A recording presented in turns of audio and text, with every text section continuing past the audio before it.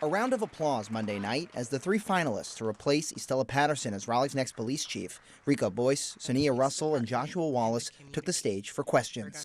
But in 25 years, I've been interviewing for this job. The three candidates faced questions ranging from gun violence, we got to start with the community, to their leadership qualities. I would describe my leadership style as transformational, to tackling issues with officer retention and recruitment.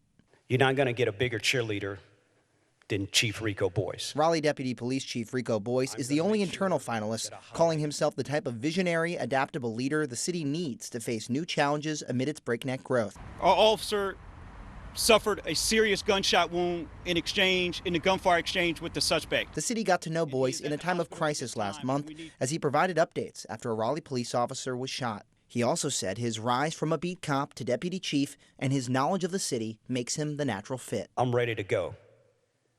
I'm prepared, I'm battle-tested, and I know what this city needs.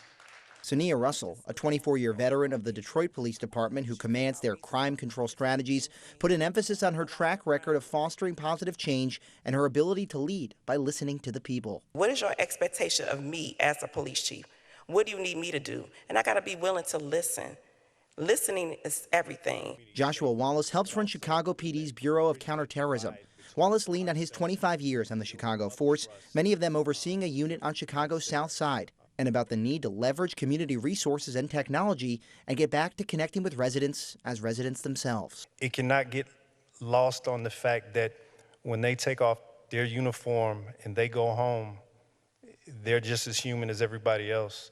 They're facing the same problems. After the panel, we went to the Raleigh Police Protective Association and Teamsters, which attended on behalf of RPD officers.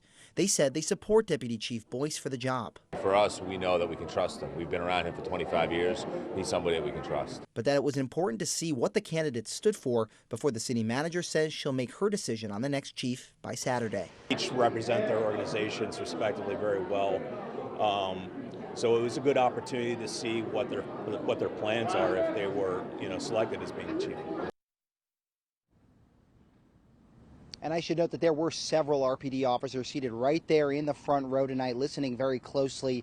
Lauren, I know you sat down with Chief Patterson just earlier this month, who talked about the importance of continuity in her replacement, valuing someone who would continue her work. Obviously, the city's largest police advocacy group buying into that message as well tonight. And I'll also say the city manager says that she will make a decision on this by Saturday. So coming right up.